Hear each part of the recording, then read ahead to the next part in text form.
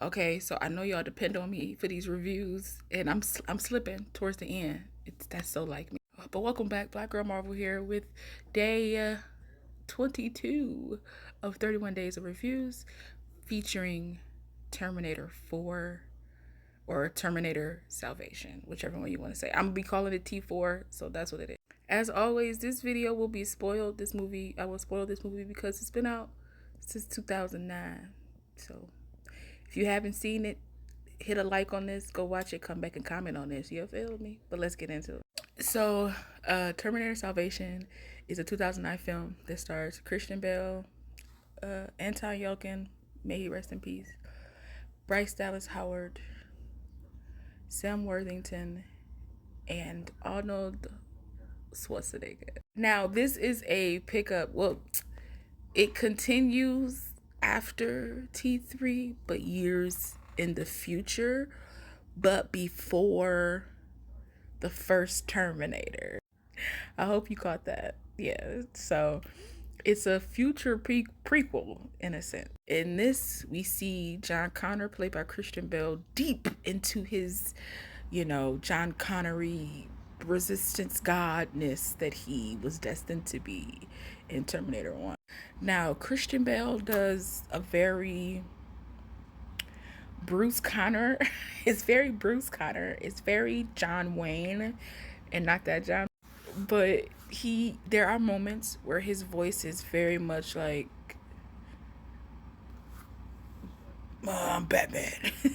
That aside, he does play I would say, a very militaristic, stressed out John Connor that we will probably see in the future, where he knows things. He knows some things are going to come. He might not know when, but he knows that some things are going to come, and that the military does not listen to him. They don't follow him, but the people rally behind him. For all intents and purposes, T4 wasn't a bad film. It was very action packed. It has some great moments. It has some twists and turns. It wasn't that bad. For me personally, if y'all haven't figured out by now, I am a person that's driven by character development, character arcs, and things like that. Now, Sam Worthington's character, Marcus Wright, we see him at the beginning of the film. He is, what do they call it? He's on death row. This scientist with cancer wants to use his body for science. He doesn't realize that she's with Cyberdyne Systems, and she wants to use him to turn him into a very advanced version of a Terminator, in which they eventually do. He pops up years in the future. I think he pops up like a decade later, I think. Because what was it? I think he went down in 2018, and then he wakes up in 2028. I couldn't even imagine what that feels like. So his goal is to pretty much find the people that did this to him, and I'm assuming he wants to shut them down.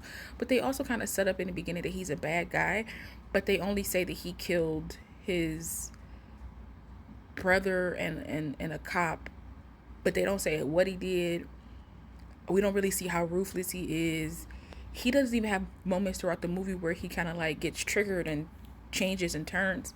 So I was just like, how bad of a guy is he? He always seemed like a good guy to me, even though he kind of was disrespectful to the doctor, because she was dying and he kissed her, and he was like, so that's what death tastes like. And I was like, the disrespect. But also, she set you up for failure, so who really cares at this? Bryce Dallas Howard plays Catherine Brewster, who was played by Claire Danes in T3. And remember, Nick Stahl played John Connor in T3. So in this one, she is now like a full-fledged doctor, which in T3 she was a vet. She was a veterinarian. And I was like, how did she read books, or did she just work on enough people that she just figure out how to do some medical stuff? Anton Yelkin plays Kyle Reese, a very young Kyle Reese, I think he was like a teenager, like maybe in the 16, 17-year-old range. I miss Anton Yelkin. I think he would have been, I don't know. I felt like he probably would have been in Saltburn. No offense to Barry, what's his name? Barry Cogan. Barry Keon, my bad. I see things phonetically. Barry Keon, no offense to him, he did amazing in Saltburn, but I just felt like Anton Yelkin probably would have been in Saltburn. That probably would have been the trajectory of his career if he wouldn't have passed away too soon. So, but he was amazing in this. Showed that like Kyle Reese has always had like a little bit of grit in him because he grew up in this world. He grew up during this apocalypse, and you see John and how concerned he is about him, and it's crazy to really, if you think about it, to be John Connor, because my brain would have fractured in so many ways because you literally watching your dad grow up as like a young you like raised your dad in a way. You know what I mean? Like that's crazy to like raise your father. Even though there are people right now doing it right now and they shouldn't be doing that, but like I said, T4 or Terminator Salvation isn't a bad film. I just think that it could have been a little bit better with some like just some stronger writing a little bit, just in certain spots. It wasn't T3 at all. So, and that was a good thing.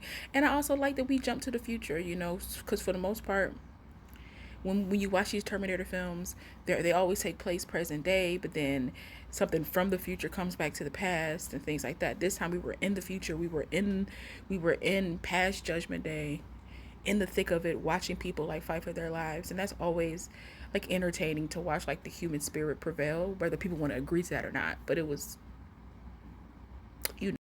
I will say there wasn't enough of Bryce Dallas Howard. I don't think they gave her enough. Again, sometimes I feel like women are placed in these films to kind of reignite the Linda Hamilton, but Linda Hamilton's character Sarah Connor had a part to play, and she played it to perfection. And Claire Danes and Bryce Dallas Howard are very talented actresses. I just don't think they were given enough to, you know, expand that character and to make that character somebody that like I'm looking for her in future, you know, films or stuff like that, because I don't didn't really care about her.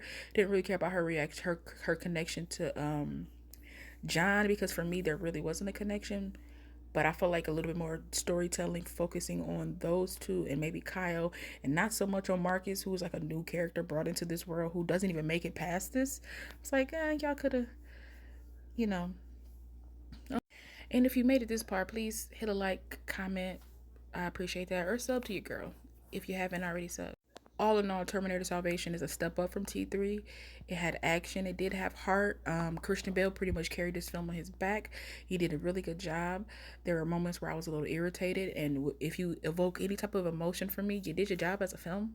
That's just, if I didn't like it, you did your job as a film. If I loved it, you did your job as a film. Any type of emotion I give, you did your job as a film. If I felt something, you did your job. If I had to rate this film, which I did on my podcast, check us out, The Real Study, REEL, on YouTube. If I had to rate this film, I forgot what I gave it on The Real Study. I think I gave it a 7. I think I gave it a 7. So yeah, I'll give it a 7. It's one that I could tolerate again. As a film that I could watch again. Um, it wasn't bad. T3 not so much, but T4, I'm here for it. If you want to see my reaction, well, not my reaction, but my review earlier than this to T5 and 6, join me and my crew on The Real Study on YouTube Sundays at 7 p.m. Eastern, 4 p.m. Pacific, and come join in the conversation. But after that non-shameless plug, because it ain't shameless, uh, T4 was T4 was a leg up, man. I appreciated T4. It was nice to see Anton Yelkin again. So whenever I see him in films, I'm always excited. But as always, follow me on all social media and like this and share it around. And if you don't even want to watch it, just like it, and or share it to people that like Terminator, you know, whatever. Bye.